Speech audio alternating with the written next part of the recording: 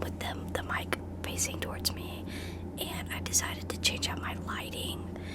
I have like a lamp that has like 4 lights on it, and I was doing warm colors, but I decided to switch it up. So tell me in the comments if y'all like it. Today's video is going to be a little recap and summary of the Hunger Games in light of Haymitch's notebook that I have supposed to be shipped Saturday. Today is Friday. Sorry, that's my sister's cat. My cat. Anyway, let's get into the video.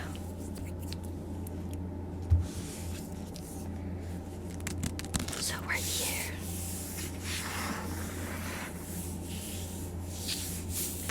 I have the Ballad of Songbirds and Snakes.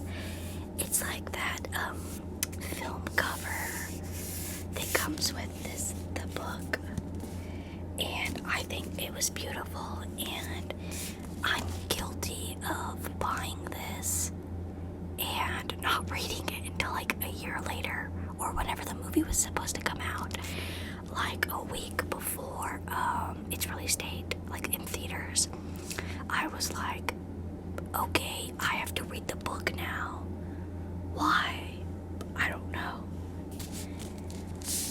And something, I don't want to sound like the typical, the books are better, but I have to say that the mix-up that's between the book and the movie is how much internal dialogue you get from Snow himself compared to the movie.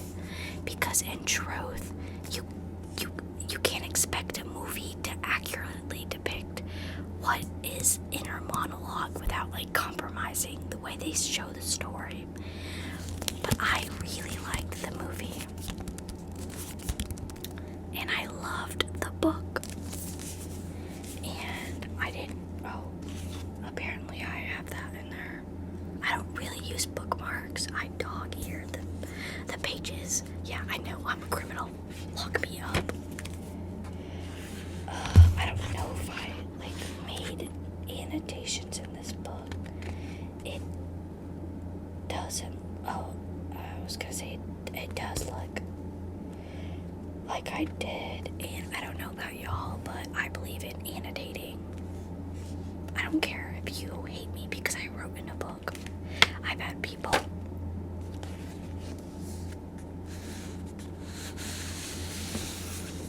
let's just get this out of the way. Just set that over there. Like, look at that.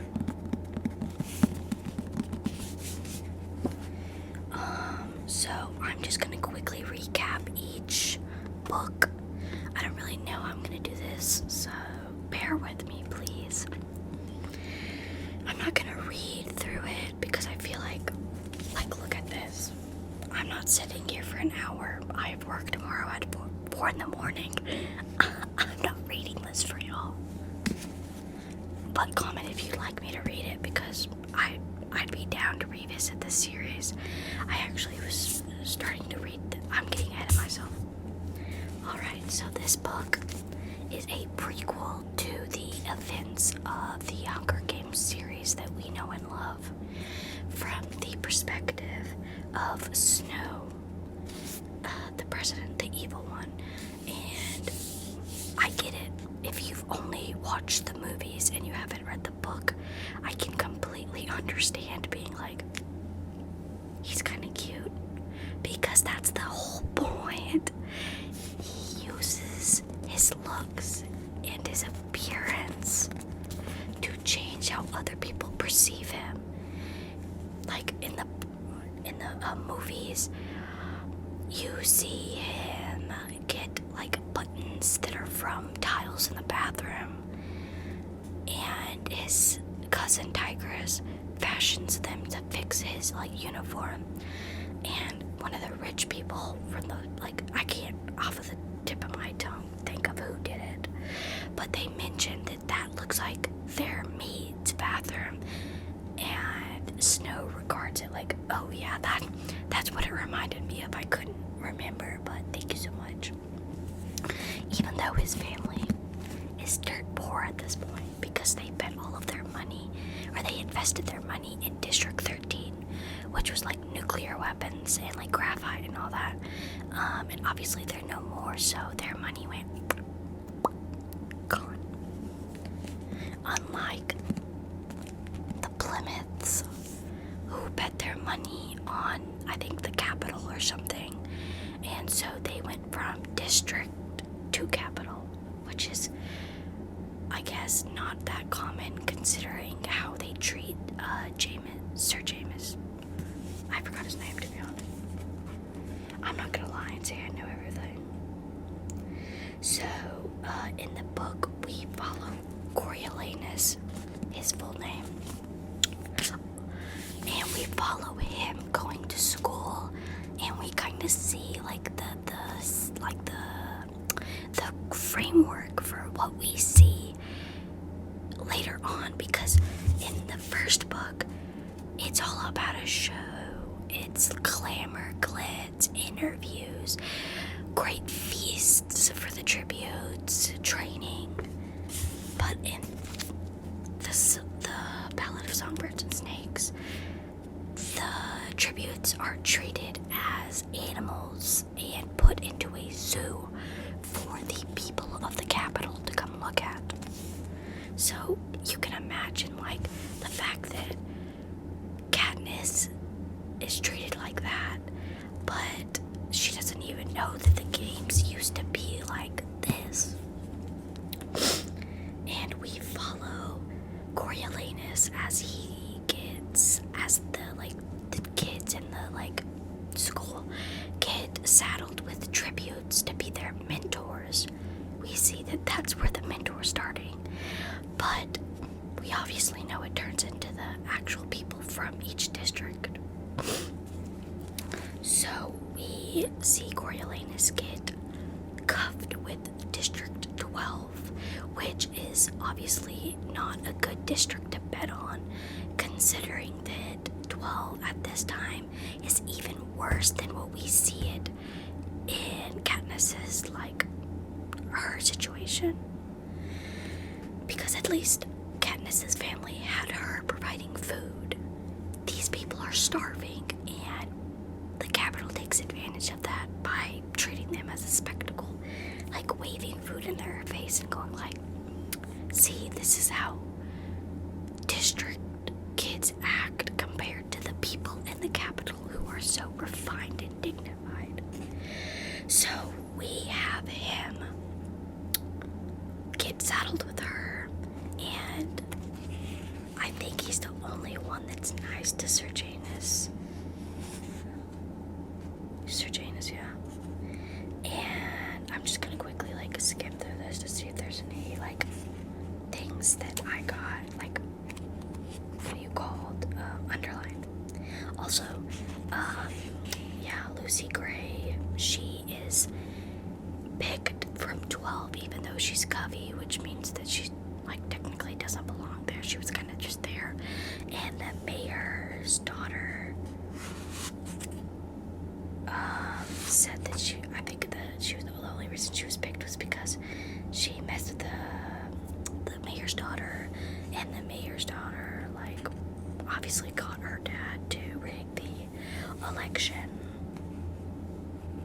And Dr. Gall is pretty prominent with Coriolanus' journey throughout the books, because at first Coriolanus is like, oh, she's crazy, she's a crazy doctor, experiments on peoples and such. Yet at the end of the book, he goes with her. And obviously, you know that Coriolanus ends up killing some of the tributes because he goes oh, it was self-defense, and I think that really follows him around.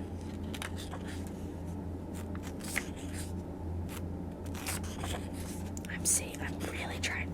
I knew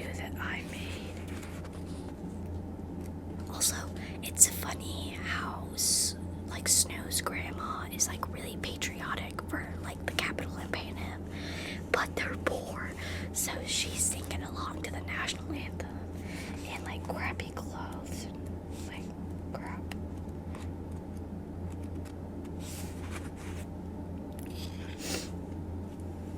Okay, so my first apparently marker is in chapter 12, where it underlined his girl, his.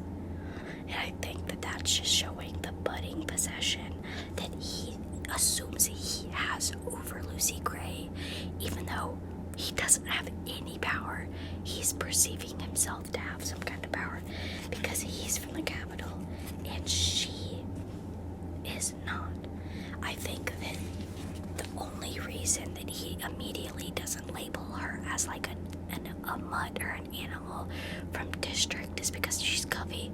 So he puts that in his mind as like a technicality. Like technically, she's not a part of a district. She's Covey. So that could give him some empathy to feign on her. I believe in the same like chapter. I underlined the ability to control things. Yes, that was what he loved best of all. And I put totally not foreshadowing, ...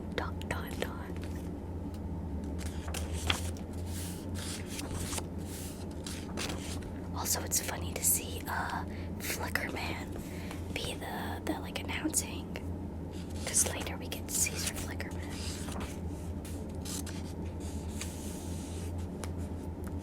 And I think by chapter 13, a lot of the tributes have been like eliminated. The number of Lucy Gray's competitors had now dropped to 13.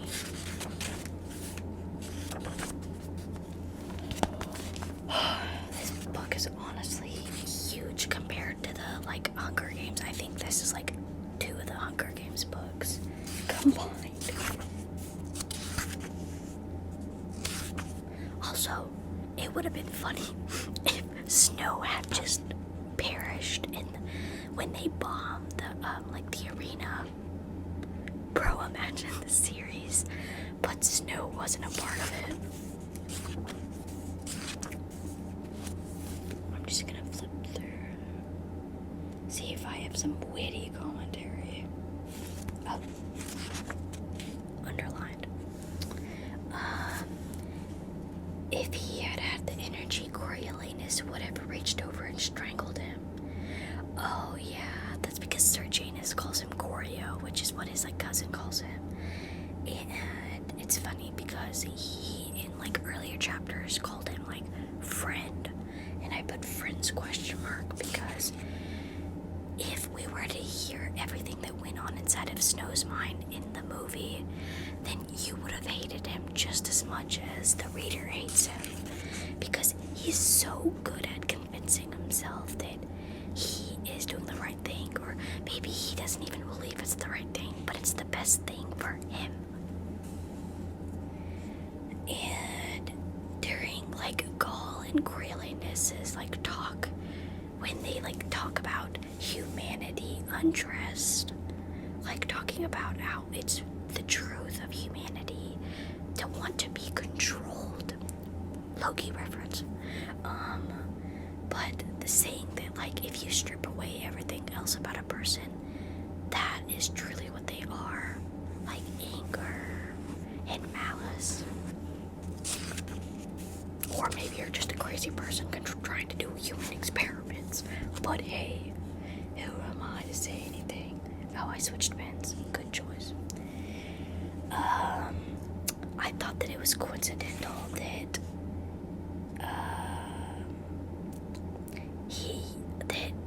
Snow used the line star-crossed lovers meeting their fate when speaking about Jessup and Lucy Gray, the tributes from District 12, as if that wasn't literally Peeta and Katniss's fate. You could see my little scribbles.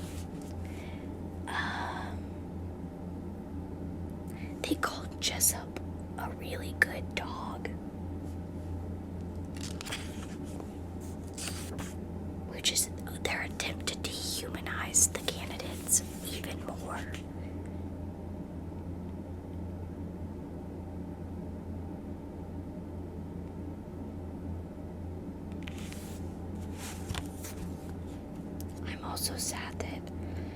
don't see more of Tigris.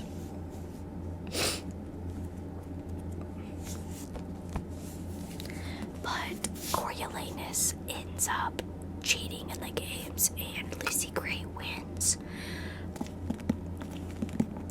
But Highbottom, I think that's his name, catches Snow and ultimately gives him like an ultimatum. Or I think he just sends him immediately to service it in the districts. But Snow ends up going to District 12, and that's when he learns that Lucy Gray is there. She's happy to be alive. Snow perceives it as like familiarity and tries to get to know her again outside of the construction of mentor and mentoree. But I guess he I don't know if he like really loves her or if he likes having her near him. I know she perceives it as love, but I don't think Snow can love. He can maybe have a fondness for people or items, but I don't think he truly loves anybody.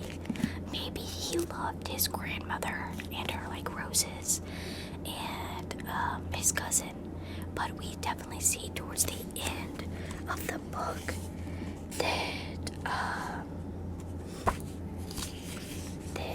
he doesn't even care about that. And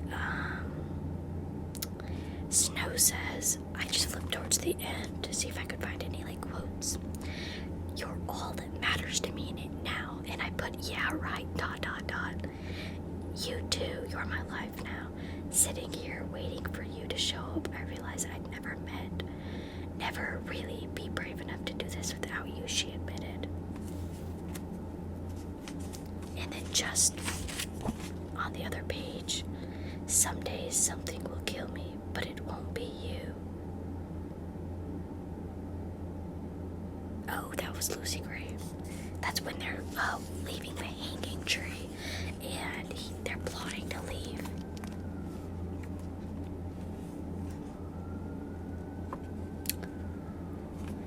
And I think it's really cool that they added the line, well, I'm not made of sugar, when Lucy Gray leaves, because honestly, I think that Snow would have ended up just killing her and then going back if she had not ran. And I have stopped jumping to conclusions, crazy. Serjanus, she must have figured out that Serjanus was the third person that Coriolanus had killed, because I think he slips up and he says 3, but I think she only knew about the tribute that he killed. And the mayor's daughter, when the mayor's daughter saw Lucy Gray and him, it was gonna go rat.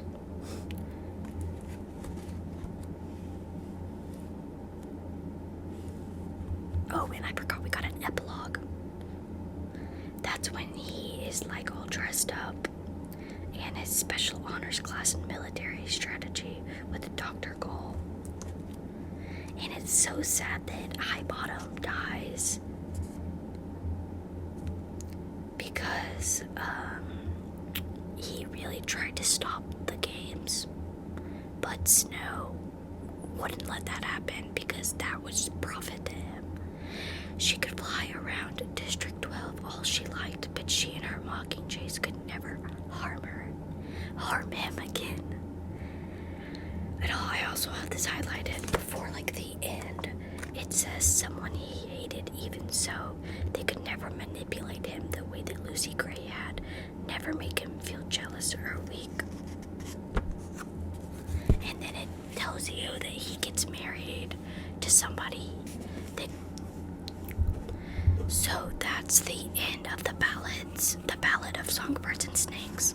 And I'm sorry if you didn't think that I did enough commentary, because honestly, I get the plot of the book and the movie mixed up because I haven't read that in like 2 years or something. But I did. Everybody knows The Hunger Games. Like, come on, guys, this is a part of everybody's childhood. I have just a paper copy, I think I put up in the background. I spent money on this, the illustrated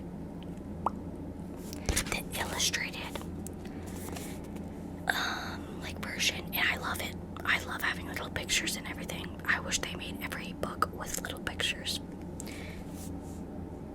Don't judge me for that. I think I made even less commentary on this than I did on the Songbirds and Snakes.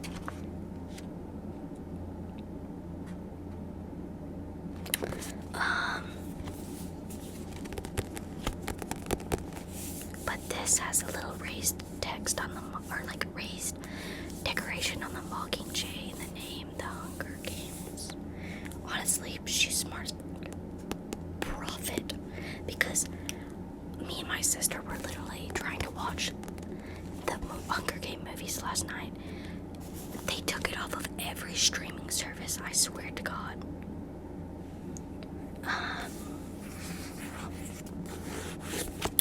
But you know the story. I think that her writing style is amazing.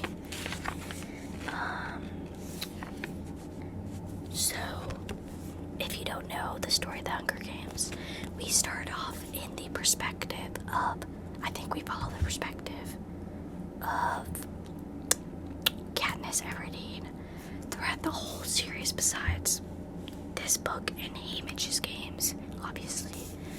But we are introduced to Katniss Everdeen, Primrose Everdeen, and her mother. I don't know her mother's name, but she essentially is the like caregiver to her whole family, gathering food, like hunting in the woods, even though it's illegal.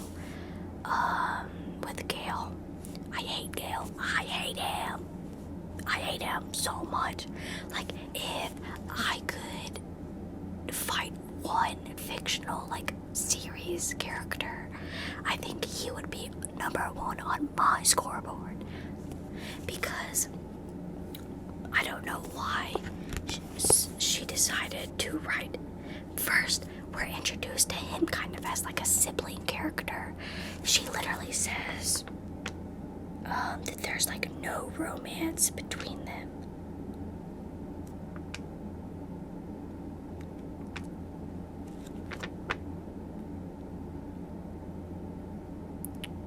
I'm trying to find like, she legit states herself that there's nothing romantic between them. They could pass off as siblings.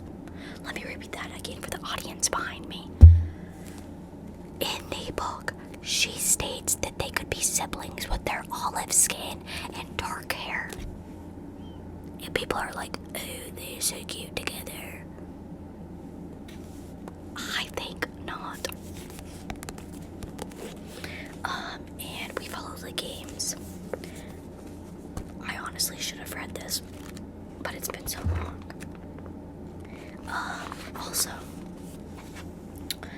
So we follow Katniss, and it's the day of reaping, so everybody's scared and everything. Gale and her go hunt, they come back, they went fishing, and they sell what they can, divvy it up between themselves, and then go and get ready. And Primrose and Katniss go get ready. Their mom's kind of like comatose, because like after her father's death and everything, she kind of like seized up. But we learned that Katniss has her name in there. I think it says like 24 times or something, because she enters in that I don't know if it's like Tesserae or Tesseria, but where if you put your name in more times, you get grain and like oil for one person. So the more times you enter it, the more times you get like food, but your name is also in there. How many times you decide to get that food? I think they say that Gale's name is in there like 48 times.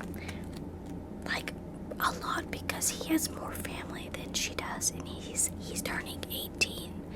So this is his last like reaping before he's safe because once you hit 18, you're out of the reaping. Because I guess that's when they draw the line.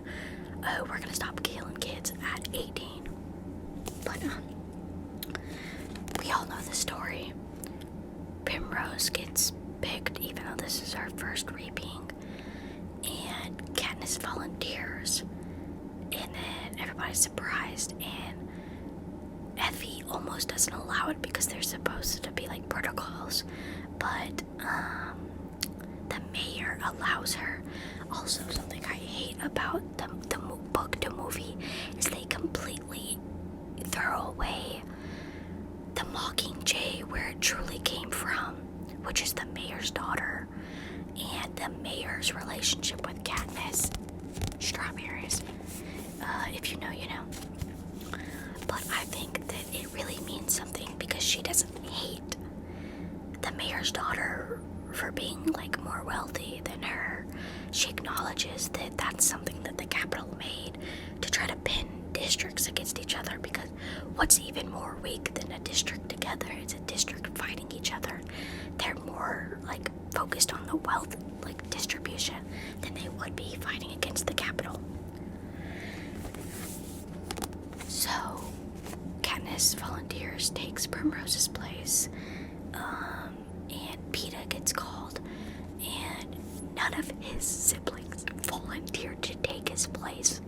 And Katniss states that like familial relationships only go so far, because be so for real, if your like brother or sister got drawed or like picked, chances are you'd be too afraid, because being from any other district between like 1, 2, and 4 is almost an immediate death sentence, because not only are they physically fitter than the other districts, they've been training. They're not supposed to be training because everybody's supposed to be equal in the games, but the Capitol, the careers, have trained their whole lives to volunteer and compete in the games. So you can't really blame Peeta's family for not doing it, but they're buttholes. He goes up there, and the entire time, like, Katniss notes that he's crying. Like, man is sobbing until they get into the train. And it's also been like Katniss's first time in a car and or train. And so they go in, and Effie explains that they're more like civilized than the last batch of people, tributes that they got from District 12, because they were eating with their hands. And Katniss makes it a point to finish that meal because of Effie's comment with her fingers. I think also later Haymitch does the same thing to annoy Effie when they're televising the like scores. So they get through like the first day, and Katniss makes sure to wear the pin that the mayor's daughter gave her, and they make it to the Capitol. Peeta makes it a point to wave to the people because he comments that one of them could be rich and that could lead to a sponsor. So they get ready, they get all that, they get to the place before the like carriage ride, and the entire time Katniss is like, please God, don't let them make me naked like they did before, because apparently they try to make it to where the tributes represent their district. And one year they had District 12 covered in black, like soot, naked, in like a miner's hat, and that's it. And she was like, God, please don't let the stylist do that. Obviously the stylist doesn't. Cinna puts her in a black outfit with a cape and a crown, or like not a crown but a headset that is on fire. And I'd like y'all to notice that Peeta allows her like Katniss to grip his hand so tight. She notes that she probably made him lose circulation because of how tight he was gripping. She realizes that and goes to like loosen her grip, but he grabbed onto her hand and says that he may fall off of the carriage if she lets go. Peeta, the man that you are. But obviously we know the rest. She shoots an arrow at the people that are doing her interview, scores an 11 out of 12. Peeta scores an 8 out of 12. And I'd like to know, I don't know if I'll skip to this page specifically, but he says when they're discussing like their skills that she is a really good archer and always hits squirrels through the eye. And she tries to, obviously you see this in the movie, she tries to say that he's strong, physically fit after doing all the manual labor around the bakery.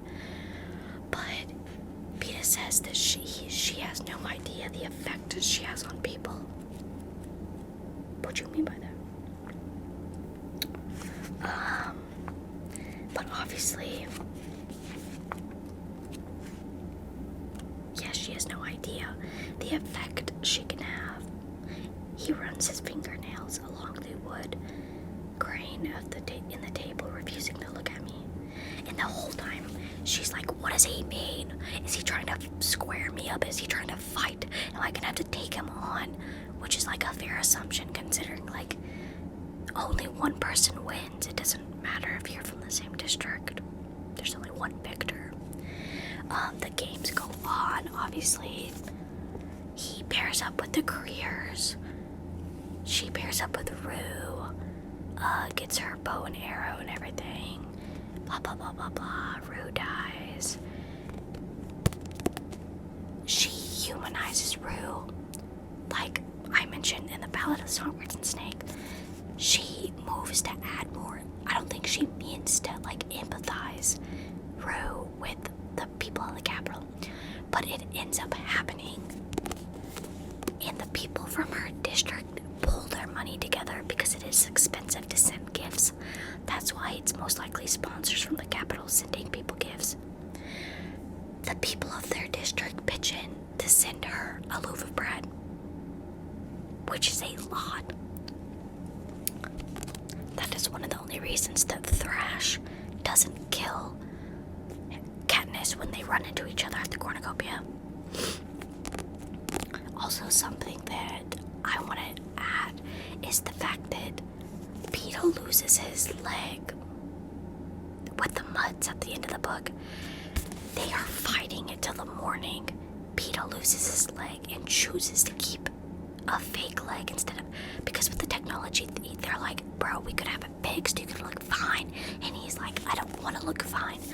I want this to be a constant reminder to the people of the Capitol and to myself what we went through in the games. We were just teenagers, and you're putting kids to fight each other for no reason. And at the end, I think his name is Cato, yeah. Cato realizes that everything that he has been spoon-fed from the Capitol is fake. They don't care about him. They don't care about the fact that he will live or die. That it's literally just a game to them. And I think that that's sad. Even if you can't empathize with the careers because you view them as like Capitol people. They are just kids. This book, I don't know how many pages, like 370 pages, is of a scared kid that volunteered for her sibling, and a scared sibling who had nobody to volunteer for him, and the fact that he had a crush on her, and she viewed him as somebody that would hurt her. Now, my knowledge goes even less because I don't remember the last time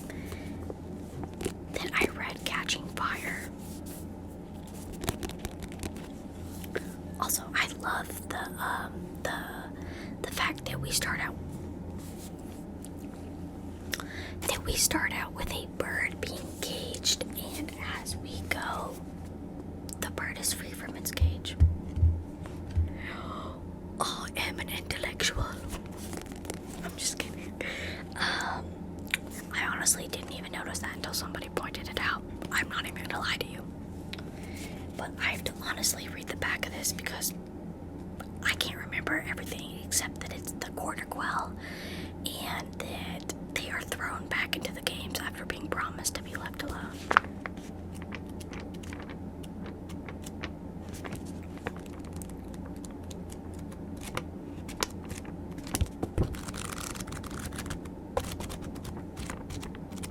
I don't think I made any notes in this actually at all.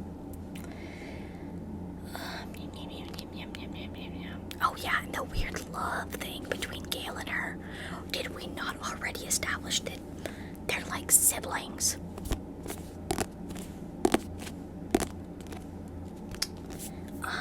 Yeah. They're thrown back. Snow personally visits her house, which is a personal threat, saying obviously he knows where they live in the Victory Village, but the fact that he could go there, she wouldn't know it, and her family wouldn't know it.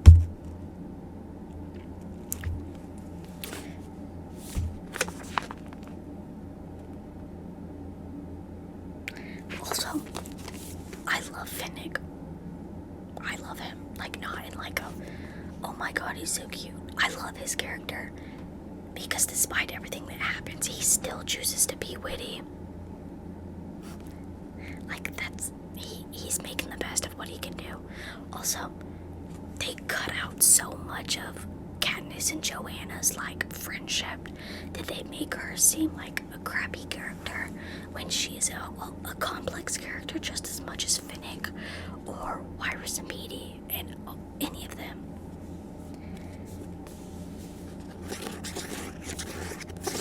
But Katniss and Peeta are thrown in the Quarter Quell again because there's only so many tributes that they can pull from. Like that one. Obviously, Haymitch's name gets like drawled, so Peeta volunteers. They go back to the capital and the Quarter Quell. We know what happens.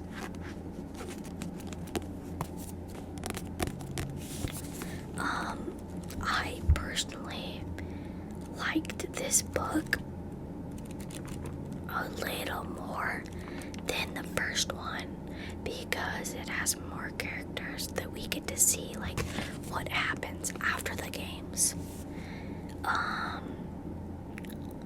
But we see Peeta and Katniss's like true feelings towards each other because everybody thinks it's an act. I mean, it was an act in the first game, Star-Crossed Lovers, because Haymitch pulls Katniss aside at the end of like the games before she goes out there with Snow, and she tells him that you better act, you better show Snow that you love him, and that you would have died if you couldn't have him.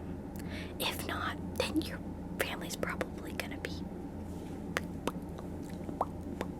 gone. Your family's gonna be gone.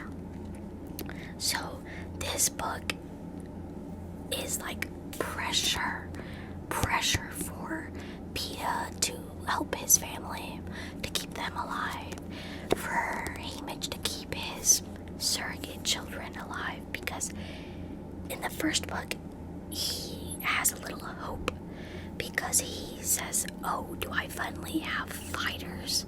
Because I'm sure if you were to be like drawn as a tribute, you're like, I'm screwed, man.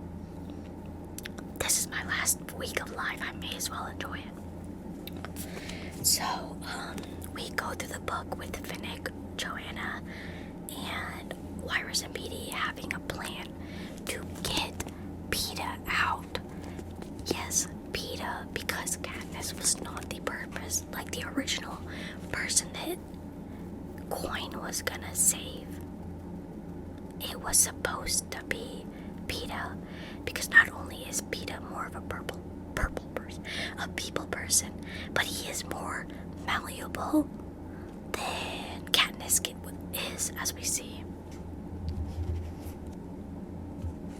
And we get to the final book, Mockingjay. Now, I liked what they did with the movies, and I got really sad, obviously, because literally in the first book, Peeta says that he doesn't want the Capitol to turn him into something that he isn't, and that's quite literally what they do to him through the hijacking. So in this book, we find out that District 13 exists, that they didn't die. They were actually prepared for a nuclear war, being that they were the people that manufactured guns, all the weapons, blah, blah, blah, blah, blah.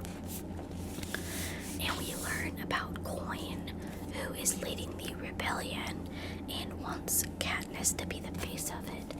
Like I said, though, Peeta was always the intended target. Imagine the last book, but it's Katniss being tortured, and like she goes through everything Peeta does, and we have her as like an unreliable narrator for half of the book. That would be so interesting. I need somebody to write that now. But I don't think that I made any notes in this as well, so no witty commentary from past me.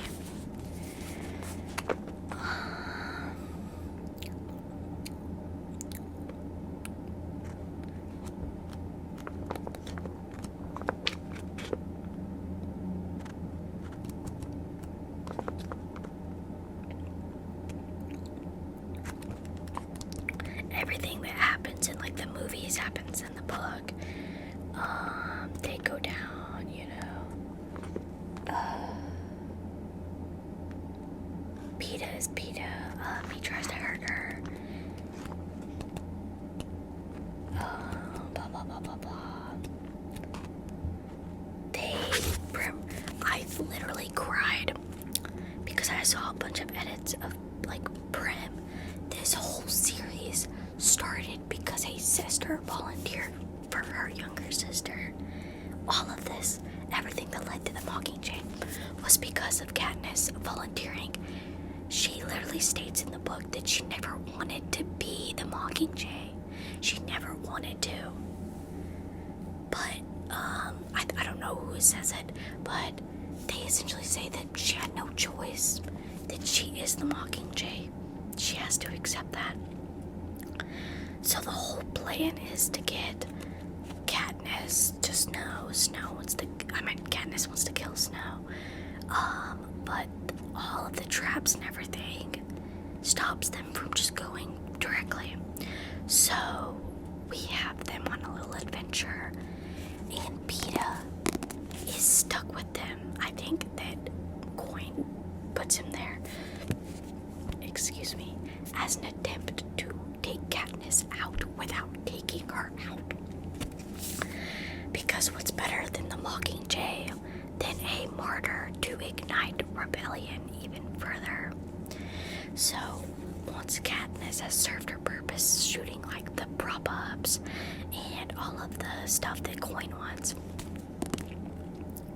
as the end goal of like a republic comes into mind, we see that if your immediate answer isn't to elect Coin, then chances are you're gonna have an accident, a Snow-related accident. But we see that Peeta is slowly starting to realize what memories are false and not false. And he asks a bunch of questions that are literally in like every edit. Do you love me? Real or not real? Real. Add dramatic music. But obviously they get to the Capitol, and we see that Gale discussed a trap that he was supposed to use on the Capitol people, where one bomb would go off, people would rush in to help, and then it would trigger a second explosion, and that ends up her sister. And because of that, Katniss goes crazy. Fair reaction. And she elects for Snow's daughter to be thrown into a one last Hunger Games, guys. Just one more. To punish the people, like all the elected individuals that threw people in there, to be punished by getting thrown in there themselves. Also, I forgot to tell you all this, but something that the movies leave out is the fact that after a Hunger Games happens, the arena to which it occurred is open to the public in Capitol, like an Airbnb. People go there to act like they're in the Hunger Games, like essentially LARP, which is live action roleplay. Essentially LARP Hunger Games without any fear of actual danger. I think that that's like a sick detail that they left out. But back to this book. Primrose is lost. Katniss elects for them to have one last Hunger Games. That never happens. Then, of course, the question of Snow's life comes into question. And so there's supposed to be a public execution, or a public sentiment where Snow is in, and Coin will seize power, because obviously she wasn't doing it for the good of the Panem. She was doing it for her own power. But obviously Katniss, Coin, I don't know how much I can say without YouTube demonetizing me. Not that I'm earning any money right now, but I've had a couple of videos be taken down because of copyright infringement, whatever. But Coin is, and they really do elect somebody. And Annie, I choose to believe that Finnick is still alive somewhere. Annie leaves, and I think she stays in another district. Annie leaves and stays in another district, but Katniss chooses to go back to, what do you call it, District 12.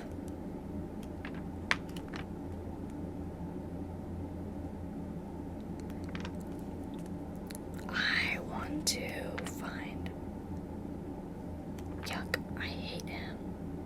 I hate Gale.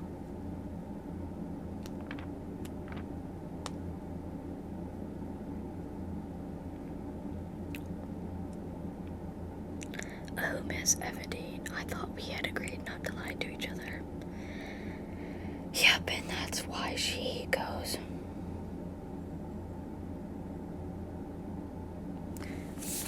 Also, I think I'm gonna read a couple pages because I think that you deserve to hear them. Good night, I whispered to the bow in my hand, her father's bow, and feel it go still. I raise my left arm and twist my neck down to rip off the nightlock pill on her sleeve. Instead, my teeth sink into flesh. I yank my head back in confusion. She bit Peeta. I forgot about that. And she essentially starts to go, let me out, let me go, let me take the nightlock pill. And he says, I can't. And the pill falls down. And it's gone. Oh yeah, and the whole part where she gets gagged gagged and handcuffed. But somehow she makes it out alive.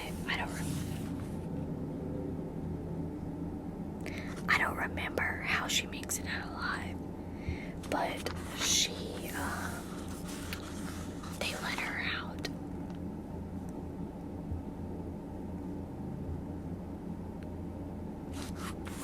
And Haymitch gets her out by saying, like, your trial's over. And I don't remember how long she was held there, but I know it was a couple days. I hate that Plutarch is still alive. Get this man out. Blah, blah, blah, blah, blah. Also, I cannot believe that Katniss's mother at the end of this still leaves her alone after Prim dies. She just leaves Katniss as if that's not her daughter anymore. Even though Katniss raised Prim, so essentially Prim is her only daughter. Like, Piece over on, hate her.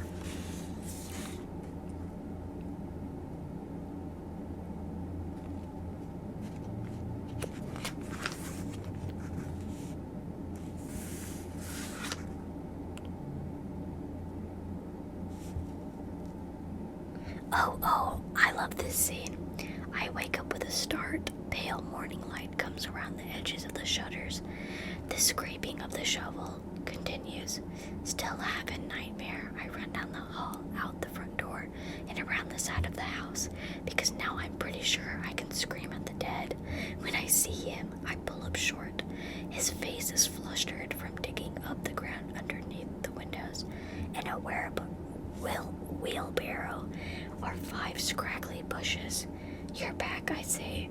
Dr. Aurelius wouldn't let me leave the capital until yesterday, Peeta says.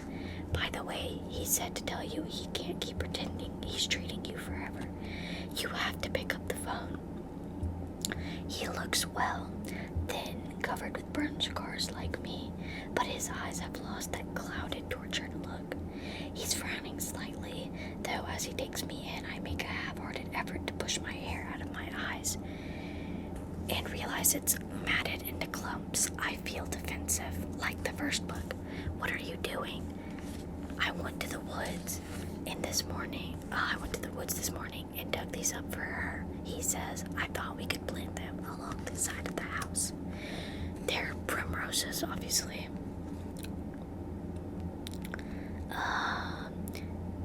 She goes into the house.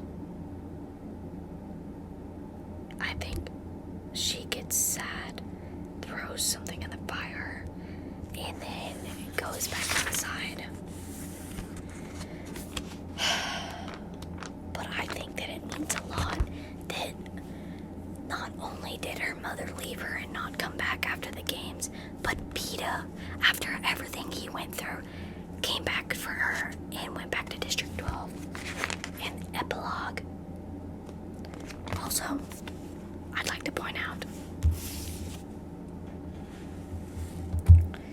that in the first book, she says that she'll never have kids because she doesn't believe that the games will ever go away, and she doesn't want her kids to live a life of starvation in the fear of the games.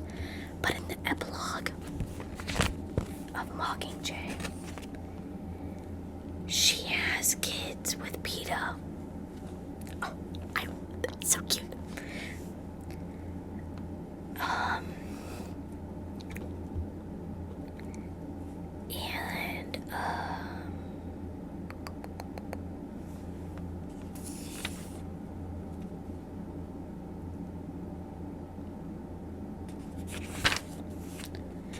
My children who don't know they play on a graveyard, Peeta says it will be okay.